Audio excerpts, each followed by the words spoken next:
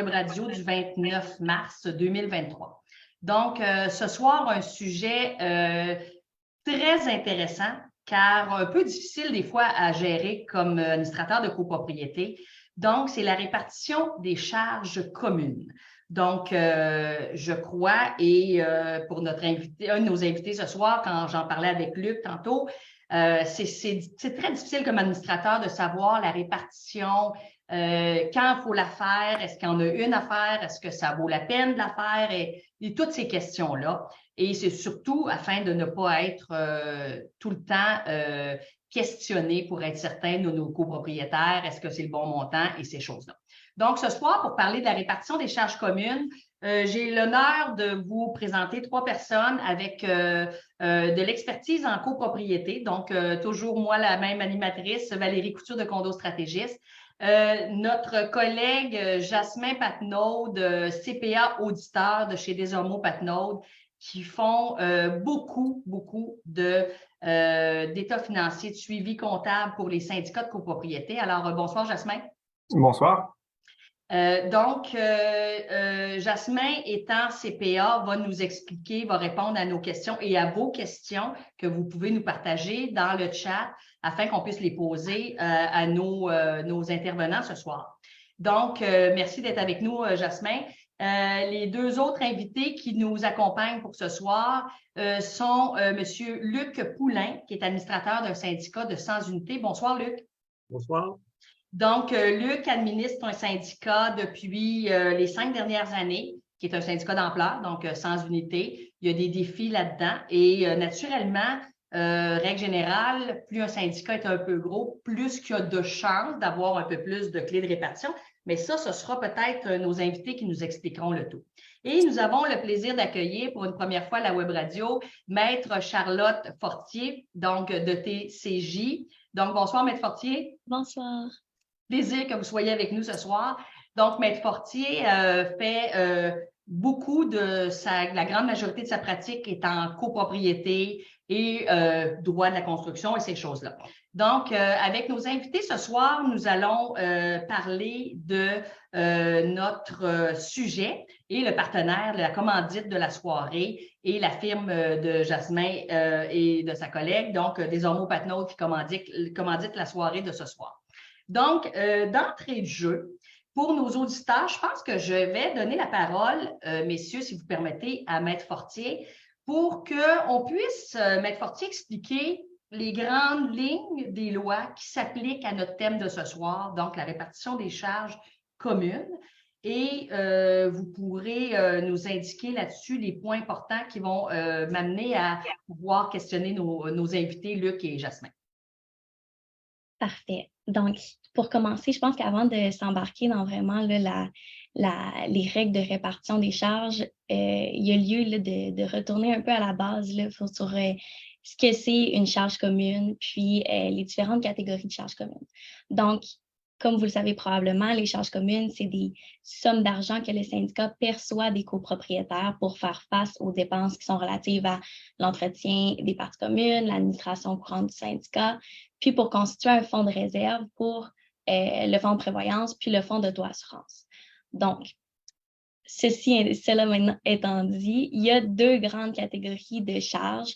Donc, on va appeler les charges communes générales, puis les charges communes qui sont particulières. Donc, ça va être bien important de faire la distinction entre ces 2 types de charges parce que la participation financière des copropriétaires, elle va dépendre, là, elle va varier selon la nature de ces charges. Donc, les charges communes générales, comme son nom l'indique, c'est des charges qui concernent l'ensemble de l'immeuble, l'ensemble des copropriétaires. Donc, on va parler des dépenses qui sont engagées en vue de la conservation de l'immeuble, de l'entretien, de l'administration des parties communes. Puis, ces charges-là vont être réparties entre l'ensemble des copropriétaires en fonction de la valeur relative de leur fraction. Donc, on peut dire, Maître Fortier, que la plupart des dépenses du fonds d'opération font partie de ça. Oui. Puis également, là, évidemment, les contributions au fonds de prévoyance, fonds d'auto-assurance, puis tout ça qui vont faire partie là, des charges communes générales, effectivement. Puis la valeur relative de la fraction, comme vous le savez, elle est prévue à la déclaration de copropriété. Donc, Ça, c'est l'article 1064 du Code civil du Québec qui prévoit explicitement là, que chacun des copropriétaires va contribuer aux charges communes en proportion de la valeur relative de sa fraction. Donc, on va se référer à cet article-là pour la répartition là, des charges communes générales. En ce qui concerne les charges communes particulières, bien, vous l'aurez compris, les charges communes qui sont particulières sont des charges communes qui ne concernent pas l'ensemble des copropriétaires, mais bien évidemment certains copropriétaires, puis qui visent certains postes de dépenses qui sont bien spécifiques. Donc, on va parler de charges qui visent l'entretien puis la réparation des parties communes à usage restreint.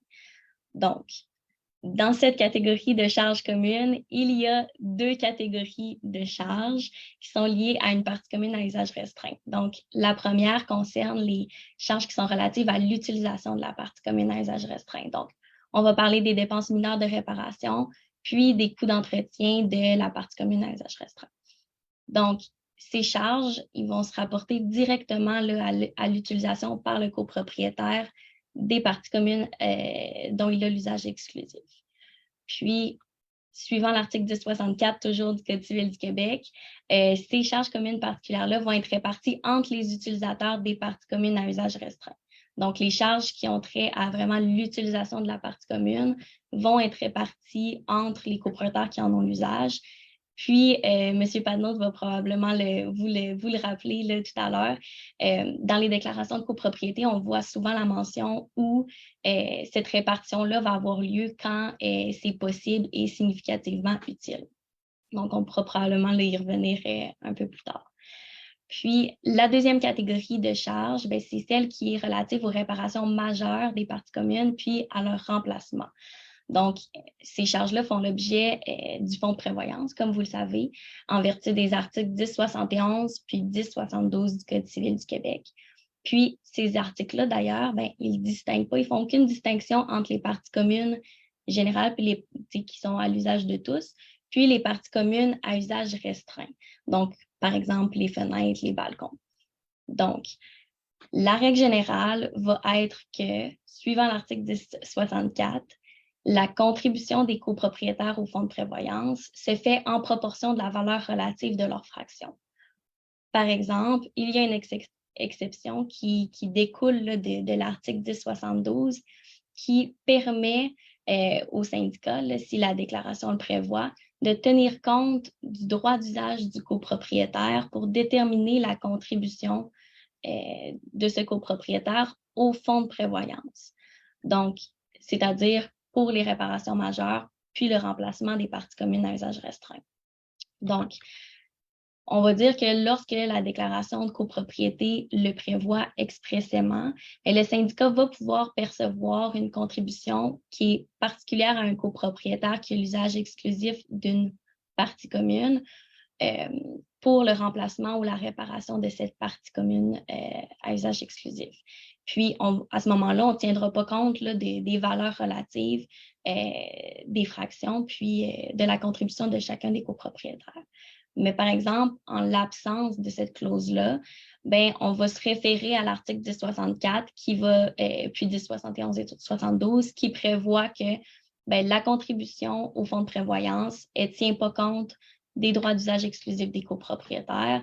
Donc, le coût de remplacement d'une partie commune à usage restreint ou le coût relatif à la réparation majeure d'une partie commune à usage restreint va être séparé entre tous les copropriétaires selon leur valeur relative.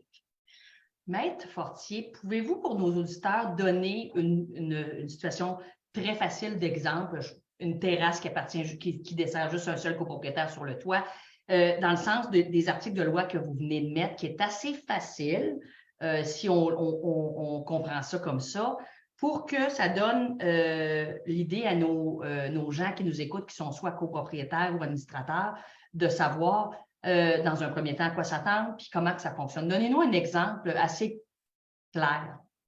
Mais effectivement, puis vous faites bien de le mentionner parce que il y a la complexité qui découle de la lecture puis l'analyse des clauses de la déclaration, mais il y a aussi de savoir qu'est-ce qui constitue un entretien, une réparation mineure, qu'est-ce qui constitue une réparation majeure ou un remplacement. On peut penser que c'est simple, mais en application, là, ça ne l'est vraiment pas toujours. Mais pour donner un exemple qui serait plus simple, disons-le. Par exemple, on va parler de... j'avais sorti quelques exemples de la jurisprudence, puis il y avait un cas où la Cour avait conclu que les frais d'électricité pour l'éclairage puis le chauffage d'un corridor qui était destiné à l'usage uniquement de 2 copropriétaires, ça, c'était des frais d'entretien. Donc, ça allait être séparé entre ces copropriétaires-là uniquement. Puis, on a le cas là, souvent classique du déneigement, par exemple. Le déneigement, c'est de l'entretien d'une partie commune à usage restreint, donc pour les stationnements qui sont extérieurs, par exemple. Effectivement, très bon point pour le déneigement, parce que souvent, c'est quelque chose qui nous est, qui nous est questionné, tout ça. Puis, on ne se le cache pas, c'est compliqué d'appliquer. Vous avez lu ça, ça a l'air tellement facile, mais quand on arrive avec les chiffres puis la déclaration d'un côté, et nous qui êtes là-dedans à temps plein, c'est complexe. Il y a aussi, on le cachera pas, il y a certaines discussions houleuses qui peuvent avoir lieu avec des copropriétaires qui sont partie prenante de la dépense ou ces choses-là, et pauvres administrateurs qui doivent se déplacer dans toute cette poutine-là, comme je dirais, mais on va continuer d'en parler. Est-ce que vous permettez que je cède la parole à Luc? Luc étant administrateur, moi je dis bien que les administrateurs travaillent fort, ils se cassent la tête et tout ça. Donc Luc, parce que Luc et moi on se connaît aussi, là, c'est pour ça que je l'appelle par son prénom. Mais Luc, peux-tu nous donner des exemples concrets qui vous donnent des mots de tête? Bien, des mots de tête, pas nécessairement. C'est surtout, comme j'expliquais avant d'entrer en ondes, c'est dans l'application de la déclaration. Souvent, sur des vieilles déclarations, le monde, ça fait longtemps qu'ils ne l'ont pas lu, donc ils ne connaissent pas soit les parties communes à usage restreint ou les choses comme ça. Je reviendrai un petit peu sur une partie que Maître Fortier a parlé aussi, là, sans faire du coq à l'âne, mais au niveau des charges communes, il y a des copropriétaires qui vont avoir des charges communes de 1,4 %, mettons, puis d'autres de 7 de 0,7 %, excusez-moi. C'est peut-être un 50 % d'écart. Et c'est là que ça peut devenir intéressant ou pratique de regarder c'est quoi les coûts. Parce qu'un copropriétaire qui paierait, mettons, un 25 ou 30 % de plus parce qu'on décide de le déclarer commun au lieu de commun à usage restreint, ça pourrait avoir un impact. Fait qu'il y a un petit peu de ça. Fait que c'est vraiment dans l'application de la déclaration là, qui est souvent le gros de la problématique. Tout le monde veut des frais de condo le moins cher possible aussi. Là. Oui. Moi, j'ai tendance à dire qu'on va socialiser les dépenses puis privatiser les profits. Mais, tout à fait. Ça sera pas long. Ouais. C'est un petit peu ça, nous autres, dans notre cas aussi. Il y a aussi des cas, sans dire que c'est un casse-tête, mais c'est des cas où on a 99 unités. Sur les 99 unités, on en a 90 qui ont des balcons, puis il y en a 10 ou 5, je ne me rappelle plus le chiffre exact, là, qui a un petit peu le stress dans l'onde, en onde qui me fait oublier mes chiffres. Là. Mais il y en a qui n'ont pas de balcon. Donc là, c'est de se poser la question, si on a un balcon en fibre de verre qui doit être changé aux 20 ans, qui coûte, mettons, 15 000 est-ce que ces personnes-là qui n'ont pas de balcon devraient participer?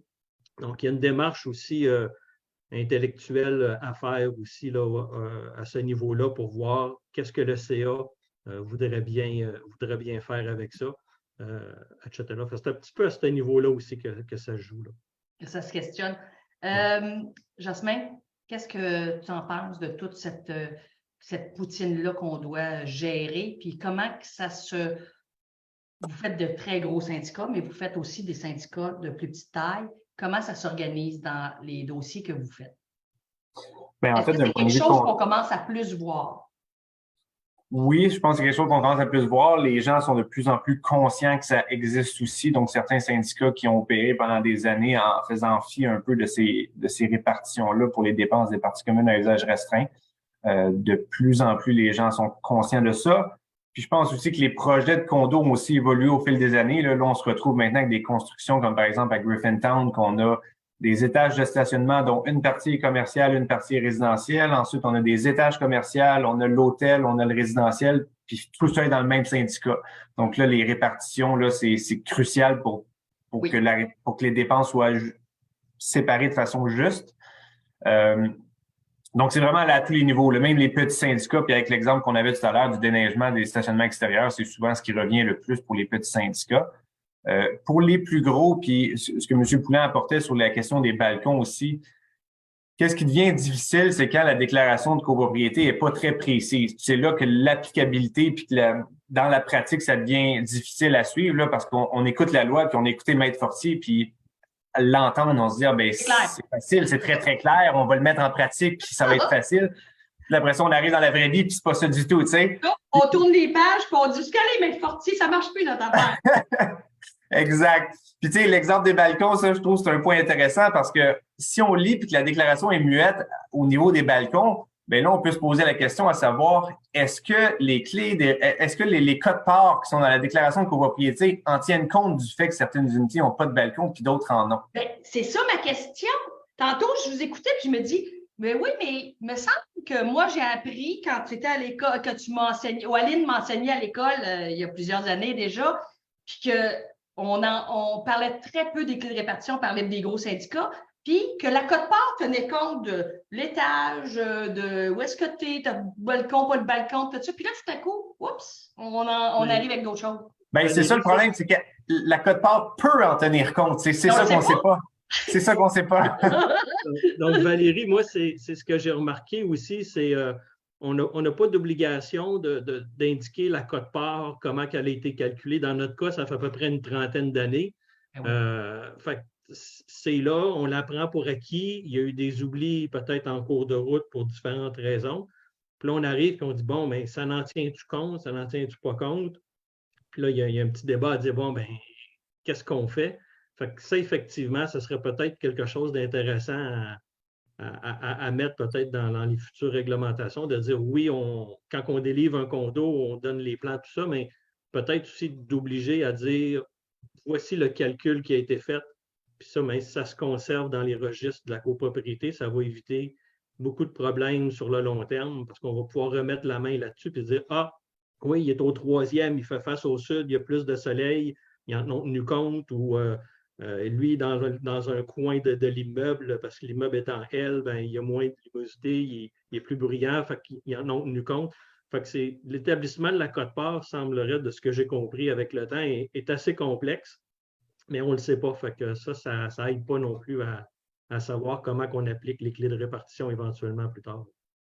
Si je peux me permettre de renchérir sur cette question-là. Par contre, maintenant, on a l'article 1053 du Code civil du Québec. Puis là, je regarde mon écran pour voir l'article qui prévoit que l'acte constitutif de copropriété doit maintenant déterminer la valeur relative de chaque fraction, puis indiquer la méthode suivie pour l'établir. Mais effectivement, comme vous le mentionnez, dans des plus anciennes déclarations, on ne retrouve pas là, cette méthode-là suivie là, pour établir. Fait que, possiblement que pour les nouvelles déclarations, ça va faciliter les choses, mais... Effectivement, parce que moi, puis là, je me mets en place d'un copropriétaire qui n'a justement pas de balcon, puis qui se dit, ben peut-être que je paye pas assez cher, ça je ne le dirais pas si je suis un copropriétaire, parce que souvent c'est ce qui va arriver, on les comprend, mais tu sais, il y a une discussion qui va se faire, pourquoi, etc., etc. Mais Jasmin, est-ce que tu trouves qu'on ne se casse pas assez la tête ou on s'accasse trop? Parce que là, ce que vient de dire Maître Fortier, c'est que maintenant, je pense que ça aussi, si je ne fais pas erreur, c'est dans le projet de loi 16 de pouvoir déterminer comment ça a été calculé. Je ne suis pas sûre, là. Mais l'article de loi, le 1053, si vous me reprenez, si c'est le fun, si c'est détaillé dans la déclaration. Mais sinon, Jasmin, qu'est-ce qu'on fait? Bien, moi, ce que je dis tout le temps aux administrateurs là, qui veulent justement s'embarquer là-dedans, parce que, puis, il faut le dire d'emblée, hein, tu sais, normalement, de la répartition de ces charges-là, ça ne devrait pas être une option. Si on a des dépenses qui sont liées à des parties communes à usage restreint, puis qu'on peut facilement les identifier, facilement les calculer, ben comme la terrasse, tu le dois, mettons. Comme la terrasse. Ça fait partie des responsabilités des administrateurs de mettre en place ces calculs-là, ces répartitions-là pour que les frais de condo soient justes pour tous. Donc ça, c'est d'emblée, il faut le faire, même si des fois, ça demande de se casser la tête. Après ça, ce que moi, je recommande toujours aux gens, c'est vraiment de se fier à la déclaration de copropriété. Donc, s'il y a certains aspects que la déclaration de copropriété est muette, donc n'en parle pas, n'en tient pas compte, ben à ce moment-là, on est mieux de ne pas en tenir compte parce que là, ça soulève des fois plus de problèmes que ça en règle. Je te confirme, oui. Effectivement. Là, après ça, c'est vraiment des livres. Non, c'est ça. Puis, il y a certaines déclarations là, qui, heureusement, sont très précises, vont bien détailler toutes les différentes parties communes à usage restreint, vont même aller jusque dans la façon de répartir les frais. Il y en a d'autres qui vont être très, très lousses, donc vont laisser place à beaucoup d'interprétations. Puis là, c'est un travail, c'est sûr, d'évaluer, de commencer par identifier quelles sont les parties communes à usage restreint, identifier quelles sont les dépenses qui découlent de ces parties communes à usage restreint-là, parce que des fois, il y en a des parties qui sont déterminées, mais il n'y a pas de dépenses courantes qui sont rattachées. Puis après ça, de déterminer comment est-ce qu'on peut vraiment diviser ces dépenses-là pour les attribuer seulement à ces utilisateurs-là. Oui. Et c'est là qu'on tombe qu'il faut préparer un budget avec des clés de répartition. Donc, depuis tantôt, on lance le terme, clé de répartition. Et c'est vraiment ça. C'est qu'on va avoir certaines dépenses qui vont être divisées selon les quotes-parts générales de la déclaration de copropriété. Donc, on peut penser d'emblée à tout ce qui touche à l'administration, honoraires de gestion, primes d'assurance. Ça, c'est tout le temps divisé selon les quotes-parts de la déclaration. Puis après ça, on pourrait avoir des quotes-parts particulières qui tiennent compte que, certaines personnes, par exemple, ne payent pas pour les dépenses de balcon, donc sont isolées du calcul. Et pour les autres, on répartit la dépense seulement aux autres utilisateurs. Là. Question sur ça. Dans un premier temps, par exemple, tantôt, on a parlé, tu fais une clé de répartition, les gens cotisent, tout ça. Ça devient complexe si, par exemple, notre budget a été budgété, on va le dire comme ça, parce que c'est à peu près ça les deux mots qui s'équivalent, et qu'il en manque, ou est-ce que, puis là, rafale de questions, il en manque, est-ce qu'on fait des réajustements à l'année d'après? Fonds de prévoyance. Il y a un fonds de prévoyance pour la personne qui a la terrasse sur le toit. Est-ce qu'on fait un fonds de prévoyance à part ou c'est tout dans le même fond? Puis à un moment donné, quand on fait lever la terrasse, on manque de sous, ça passe dans le mélange. Pour aider nos gens, là, comment tu gères ça, Jasmin? Bien, là, il y a vraiment deux aspects. Il y a la portion fonds d'administration pour les opérations courantes. Ça, c'est important, oui, de faire un budget en tenant compte des différentes clés de répartition puis de la répartition des parties communes à usage restreint. Mais c'est important aussi, quand on arrive en fin d'année, que les états financiers soient montés de la même façon. Parce que si on prépare le budget puis qu'on fait tous les calculs, puis qu'après ça, on regarde pas au réel qu'est-ce que ça donne, ça donne rien de faire le travail au niveau du budget, là, parce qu'à la fin, ça retombe tout dans le même pot, puis finalement, la personne qui a payé un peu plus pour une partie commune à usage restreint, si on n'a pas eu la dépense, l'argent se retrouve quand même à tout le monde. Donc, il faut en fin d'année quand même diviser entre les différents copropriétaires le résultat net de l'année pour voir, OK, si on a un déficit, est-ce que c'est causé par les stationnements? Est-ce que c'est causé par les dépenses de balcon? Auquel cas, il faut que ce soit juste les gens de balcon qui payent. Et donc, d'année en année, comme ça, il faut suivre les surplus cumulés par différentes clés de répartition. Donc, si on a un déficit, par exemple, qui est causé seulement par les stationnements, là, ce sera seulement les utilisateurs de stationnement qui feront la cotisation spéciale pour le renflouer. Pour le fonds de prévoyance, c'est un peu différent. Maître Fortier l'a dit tout à l'heure, là, c'est le Code civil prévoit qu'il peut être tenu compte des parties communes à usage restreint pour l'établissement du fonds de prévoyance. Donc, certaines déclarations de copropriété vont prévoir que le remplacement et les réparations majeures des parties communes à usage restreint seront payées seulement par les gens qui en ont l'usage. D'autres déclarations sont muettes à ce sujet-là, puis si les déclarations sont muettes, c'est que finalement, il y a un seul fonds de prévoyance, tout le monde cotise selon sa quote-part, puis toutes les réparations majeures et les remplacements qui sont faits, peu importe si c'est des parties communes à tous ou des parties communes à usage restreint, c'est pris par le même fonds. Donc là, ça va dépendre d'une déclaration à l'autre pour voir justement comment est-ce qu'on traite le fonds de prévoyance, là. OK. Mais il y a une question dans le chat des gens qui dit qu'est-ce que le professionnel qui prépare l'étude du fonds de prévoyance doit différencier ces montants-là? Là, c'est peut-être une question pour Maître Fortier. Dans le fond, est-ce que le professionnel qu'il y a, puis on revient sur quelque chose que soit qui est dans la déclaration ou qui fait du sens, que ça vaut la peine de se casser la tête pour le répartir et non pas une dépense de 100 $. Là. Mais est-ce que les études de fonds de prévoyance devraient notifier qu'il y a une différence pour un tel item d'une partie commune quelconque? Je lancerais peut-être la balle à M. Panot qui pour cette question-là. Je ne sais pas si... C'est complexe parce que... Moi, je vous dirais qu'en tant qu'administrateur, je pense que ça serait intéressant que ça soit noté, ne serait-ce que juste d'identifier les parties communes à usage restreint. Parce qu'il y en a beaucoup qui ont fait leur étude de fonds de prévoyance, puis ils ne savent même pas qu'il y a des parties communes. Fait que quand ils demandent aux professionnels, fais-moi l'étude, le professionnel va le faire souvent au meilleur de sa connaissance. Il va lire la copropriété, mais s'il y a un historique en arrière où ça n'a jamais été fait, il n'y aura pas nécessairement le réflexe de les ajouter. Fait que souvent, on va faire 1, 2 études de fonds de prévoyance. Puis là, à la troisième, on se rend compte qu'il y a 2 études qui n'ont pas été faites. Ça fait en sorte aussi qu'au niveau des budgets, il n'y a pas nécessairement les budgets qui ont été accumulés pour ces types de parties communes-là. Fait que pour moi, en tant qu'administrateur, je pense que ce serait important que l'étude de fonds de prévoyance mentionne que ça, c'est les parties, au moins les identifier, ça serait déjà pas pire. Et après ça, les montants qui sont avec ça, ça va être plus facile après ça de les répartir. Là. Fait que je pensais là-dedans aux fenêtres. Souvent, dans notre cas, c'est marqué clairement les parties communes, sont explicitement expliquées les parties communes, les usages restreints, les fenêtres. Puis comme j'expliquais tantôt, on a une unité à 1,4 puis une autre unité à 0,7. Ça fait quand même une différence. Là, si on dit que ça coûte 3, 4, 5, 600 000 remplacer les fenêtres, 1% de ce montant-là versus l'autre, au lieu de répartir de façon égale ou au prorata ou peu importe la méthode des parties communes, ça peut être de quoi qui est important là, à long terme. Jasmin? Oui, moi je pense que le danger avec ça, puis pas le danger, c'est que la personne qui va préparer l'étude de fonds de prévoyance peut bien isoler certaines dépenses pour les parties communes à usage restreint pour celles qui sont explicitement mentionnées dans la déclaration de copropriété. Clairement. Comme les fenêtres, c'est toujours des parties communes à usage restreint, c'est toujours mentionné distinctement. Les balcons, les terrasses aussi.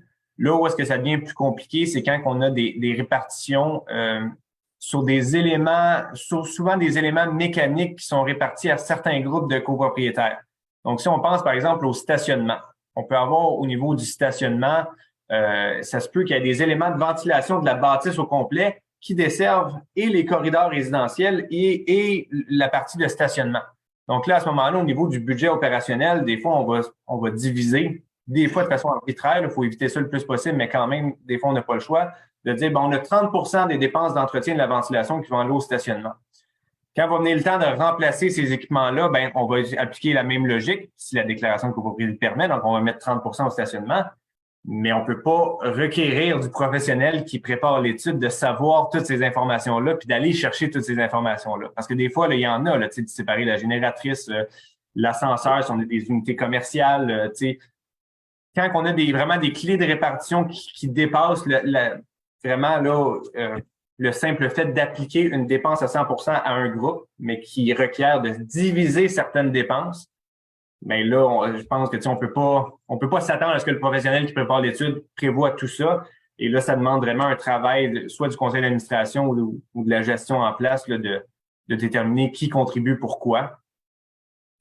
Et de faire des calculs un peu. La morale de cette histoire, c'est de s'assurer de bien comprendre justement ce qui est écrit dans la déclaration de copropriété.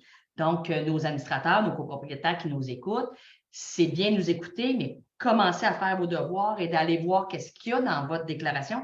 Parce que j'aime bien rappeler que tout acheteur d'un syndicat, d'une unité en copropriété, considéré avoir lu la déclaration lors de la transaction notariée. Donc, c'est important que vous alliez la voir. Et c'est un document qui, quand il est dû à être fait, va vous coûter, selon votre code-part, un bon montant parce que ce n'est pas donné, mais il faut s'assurer qu'on va consulter. Je veux juste ramener un point, parce qu'on a plusieurs questions dans le chat, qu'on rappelle bien qu'on l'a dit tantôt, ça commence à être détaillé, mais actuellement, il est impossible de savoir exactement mon 1,4 ou le 2,8 à Luc, c'est quoi, pourquoi qui a été établi comme ça si on est dans un syndicat qui a de l'âge? Parce que à l'époque, ce qu'on avait, c'était selon différentes positions, le pied-corps habitable, etc., etc. Fait que c'est sûr que ça, c'est difficilement justifiable quand on n'a pas d'explication que, sauf ce que Maître Fortier a lu tantôt, qu'on va finir peut-être par avoir plus de détails, puis qu'on va raffiner nos déclarations pour que les gens les comprennent encore moins, parce que c'est compliqué, mais il faut vraiment le voir. Et on a une question de M. Thériault. Je paye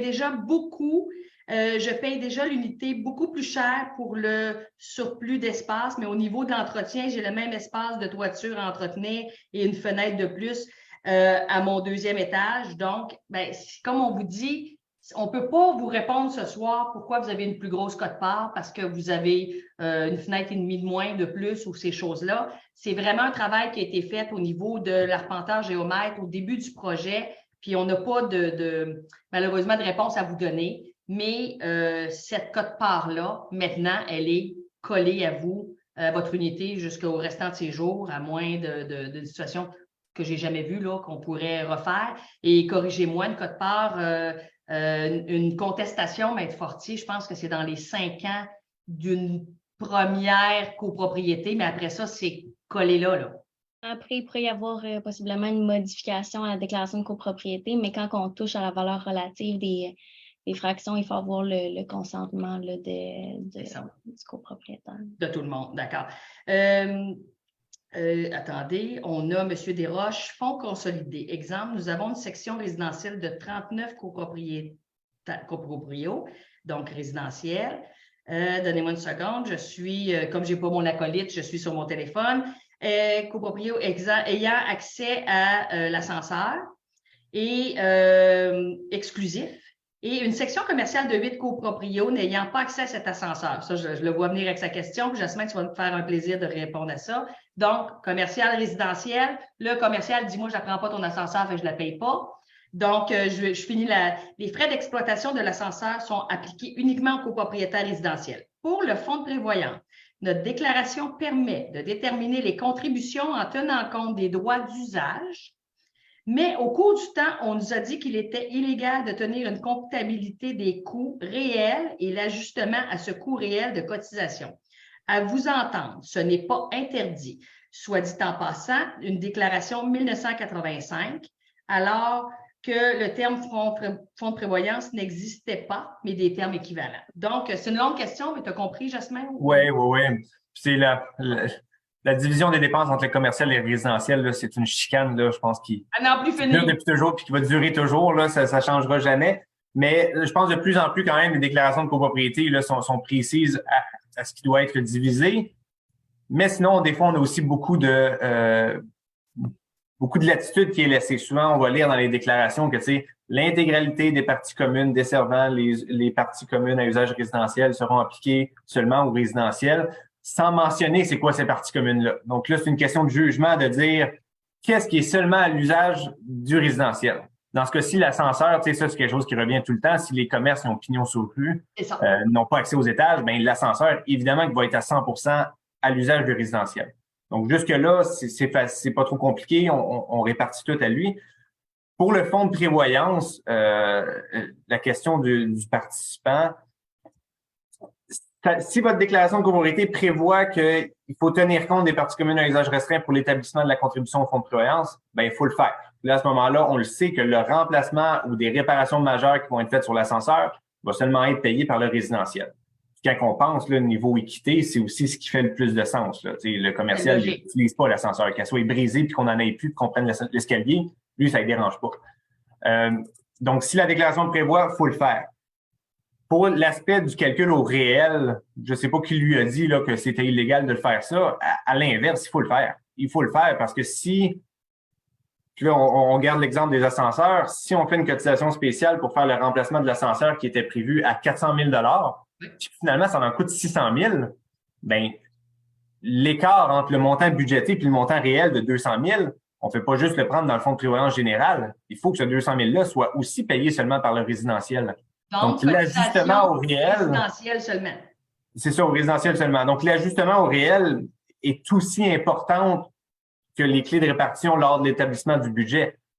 C'est un peu comme je disais tantôt, là, si on ne fait pas l'exercice en fin d'année de voir où est-ce que les déficits ou les surplus ont été créés puis à qui ça revient, bien, l'exercice est futile. Là. On se retrouve avec tout l'argent dans la même poche puis on peut jamais savoir finalement si notre budget était bon puis qui a créé le déficit et qui doit l'assumer. Merci, c'est plus clair. Mais comme on dit, c'est un peu, puis c'est un peu, à part que justement, comme tu as expliqué, des syndicats où est-ce qu'il y en a 11 empilés un par-dessus l'autre, hôtel, centre de je sais pas quoi, villégiature, etc., etc. Où est-ce que c'est un casse-tête en partant, mais où est-ce que c'est plus clair qu'on n'a pas eu à dire qu'il faut se casser la tête parce que c'est évident. Je veux dire, c'est très, très évident. Et le commercial. Parce que le commercial, on a commencé justement, où est-ce que commercial, puis des étages de condos en haut, on a commencé à se casser la tête, ça fait peut-être 10-15 ans, et là, on se les fait dire que ça n'avait pas de sens et tout ça. Mais il faut toujours rappeler à nos gens que si ce n'est pas clair dans la déclaration de copropriété, puis vous avez un doute comme syndicat ou copropriétaire, bien, vous pouvez faire appel à des gens comme Maître Fortier, comme Jasmin, qui peuvent vous conseiller là-dessus pour faire éclairer vos choses. Et il n'est jamais trop tard pour se mettre à bien faire dans le sens où on fait ça. Mais, tu sais, je veux dire, des fois, il y a des guerres où est-ce qu'on a du commercial, on a un ascenseur, puis la personne qui habite au résidentiel dans le même étage que le commercial, elle dit, moi non plus, je ne prends pas l'ascenseur.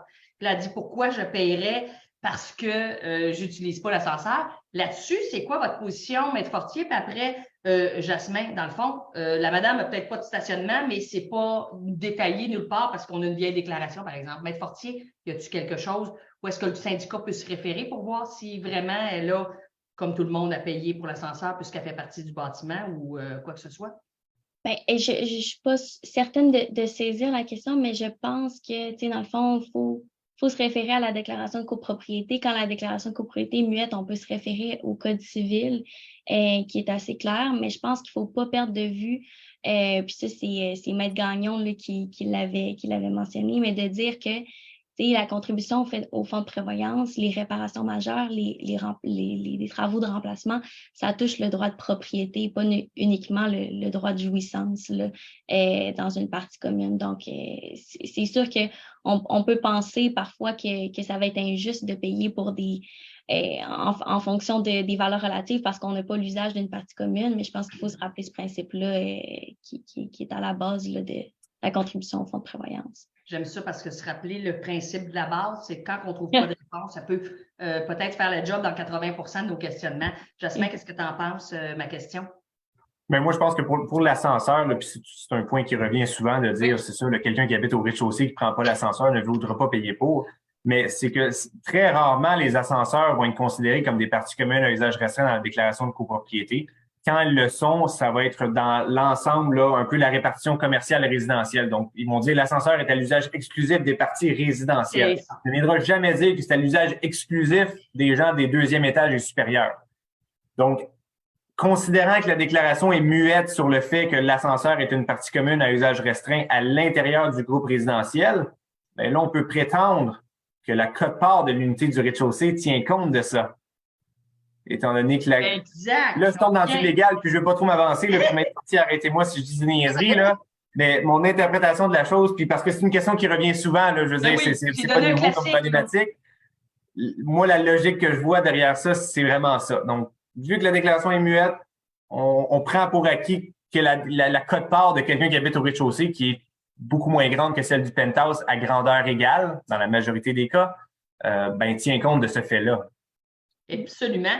Il y a une question qui est très bonne, Jasmin. Est-ce qu'on devrait faire 2 fonds de prévoyance à la banque? Là, parce que tu connais la game, 2 fonds de prévoyance à la banque ou au livre, parce que des fois, vous faites des états financiers, on n'a pas transféré les fonds, puis tu dis, bien, si on regarde au livre, c'est ça, mais est-ce qu'on pourrait, est-ce que c'est une bonne idée de faire, si je suis dans un syndicat, puis on va faire ça clair, partie commune, fonds de prévoyance et partie commune à usage restreint. Je donne toujours mon exemple de terrasse parce que c'est clair, là, qu'il y a juste 2 copropriétaires, puis eux autres ont fait un fonds de prévoyance. Est-ce que ça se fait? C'est une bonne idée? Pas une bonne idée? Ben, c'est sûr que ça se fait, là. Tout se fait. On peut avoir 12 comptes de banque si on veut, là. C'est pesable. Est-ce que c'est une bonne idée? Non. Parce que là, ça devient dur à gérer. Puis d'autant plus, tu sais, déjà avec un seul compte de banque pour fonds de prévoyance, nous, on voit souvent que de la gestion, de faire les virements mensuels pour les contributions régulières, après ça, de reprendre l'argent quand on a des dépenses, souvent ça, tu sais, ça crée toujours des écarts. Donc, je pense que c'est beaucoup plus important de le suivre d'un point de vue comptable, de savoir là, le surplus comptable qu'on a du fonds de prévoyance, c'est quoi la portion qui est pour qui est commune à tous, qui est attribuable seulement au résidentiel, attribuable seulement au commercial. Mais après ça, que le tout soit dans un seul compte de banque. Là. Je pense aussi d'un point de vue d'investissement, on va pas commencer à se prendre des petits dépôts à terme de 1 000 là, pour les petits surplus qu'on cumule dans les différents comptes. Donc, de tout regrouper pour pouvoir prendre des plus gros placements, c'est définitivement plus avantageux. Là. Est-ce qu'à ce moment-là, est-ce qu'à ce moment-là, l'utilisation des postes budgétaires pour faire le suivi au niveau des états financiers, ça serait quelque chose qui pourrait être à ce moment-là utilisé? Puis je ne sais pas si c'est parce que je ne vois pas beaucoup de déclarations d'états financiers, de fonds des autres copropriétés, mais est-ce qu'il y a beaucoup de copropriétés qui ont un fonds de prévoyance qui serait détaillé, mettons, avec 5 ou 6 postes budgétaires qui permettraient de faire ce suivi-là? Est-ce que ça ne serait pas une piste de solution?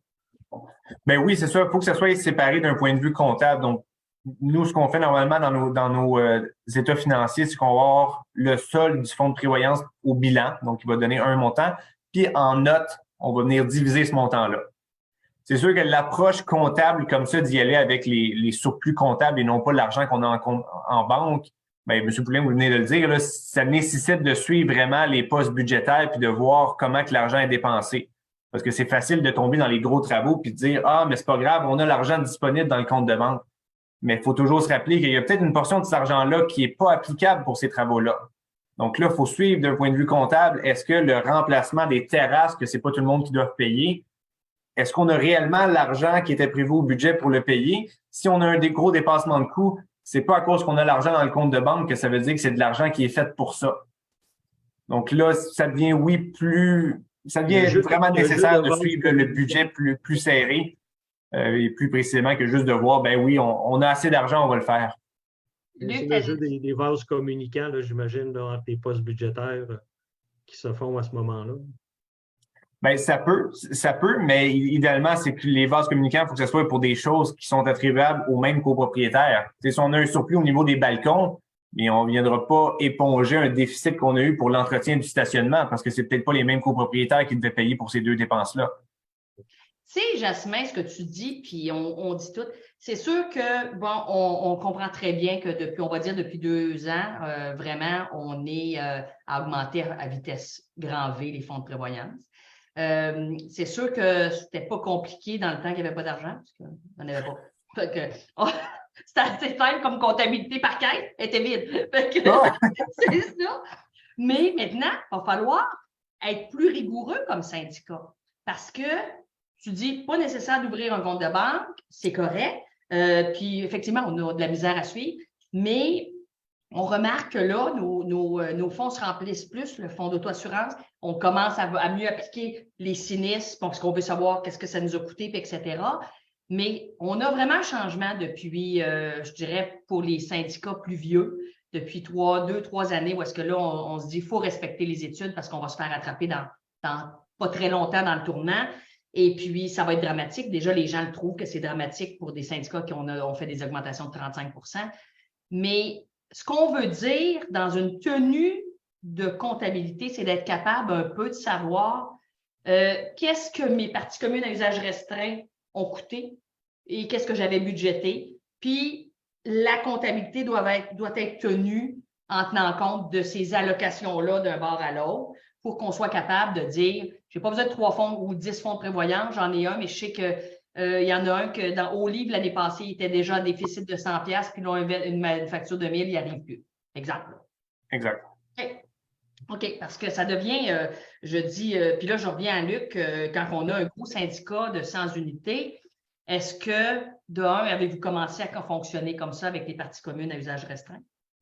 Bien, je vous dirais, dans le sens où oui, où on est à notre 2e étude de fonds de prévoyance, Et dans la première étude, ces parties-là n'étaient pas identifiées.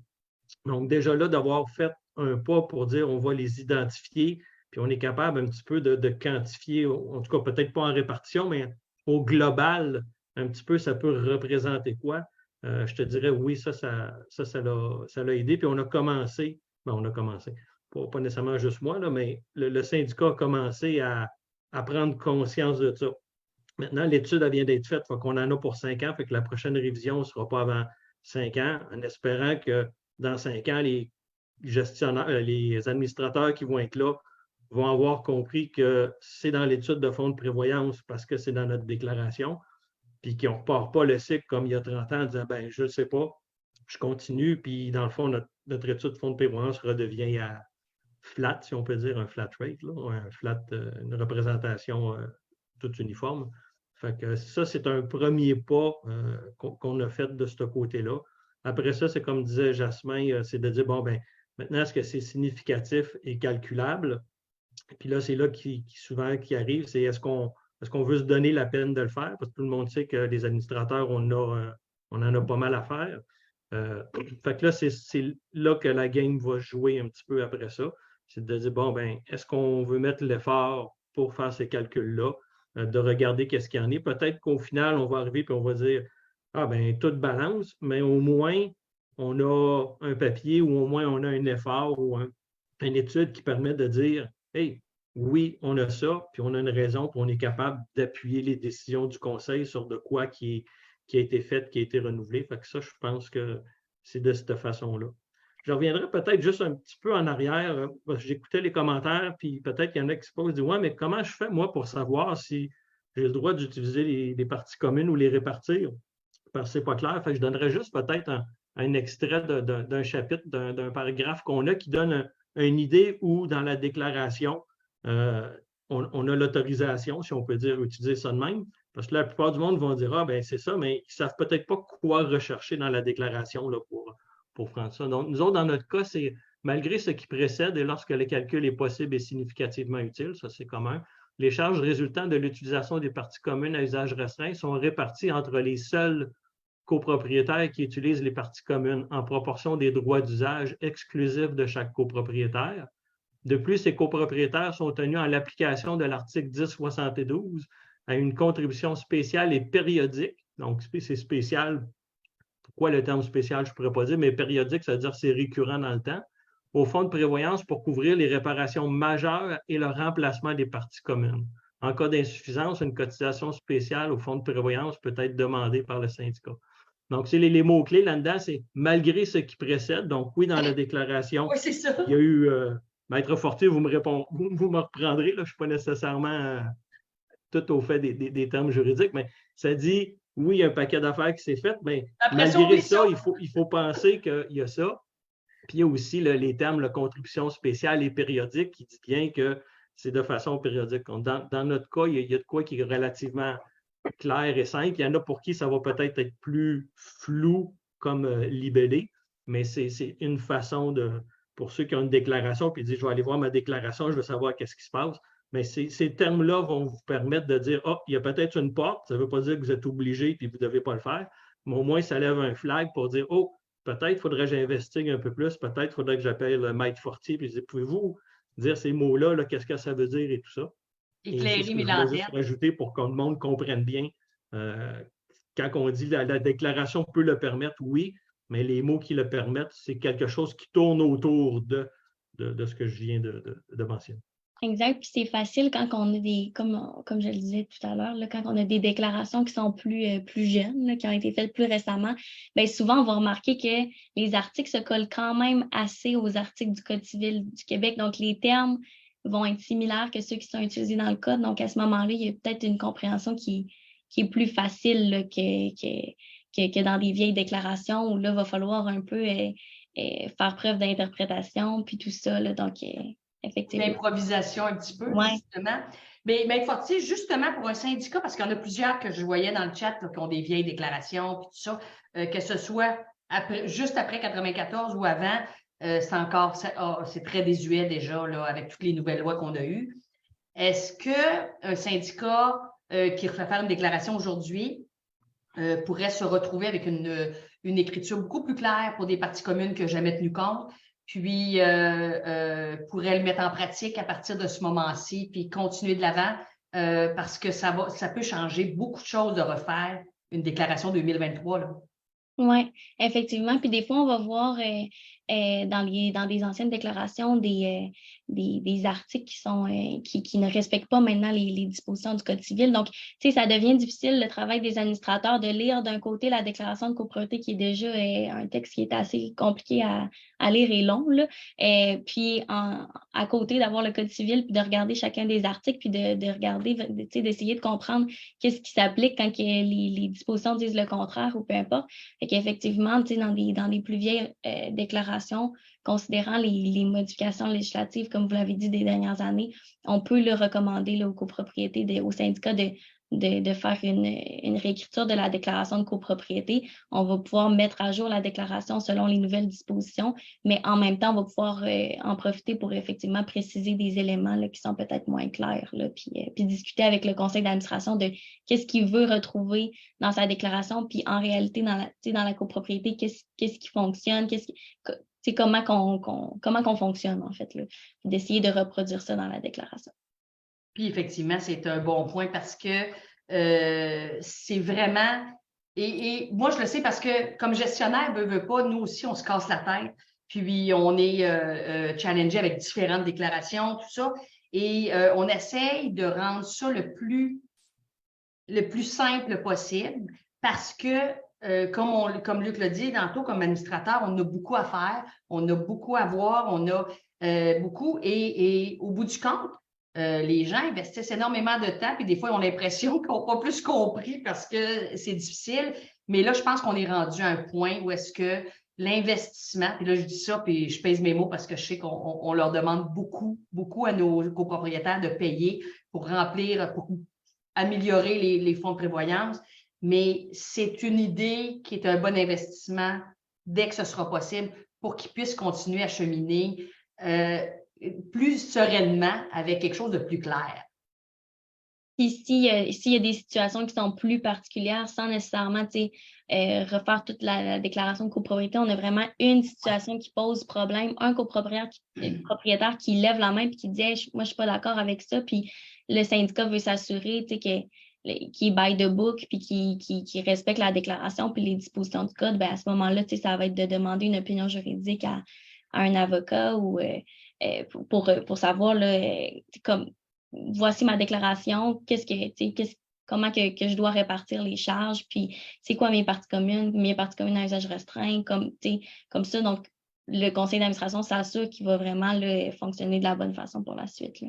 Bon point, j'avais oublié de le préciser, puis je vais le préciser pour Jasmin aussi parce que on vous a déjà fait faire ça, de vérifier une quelconque cotisation.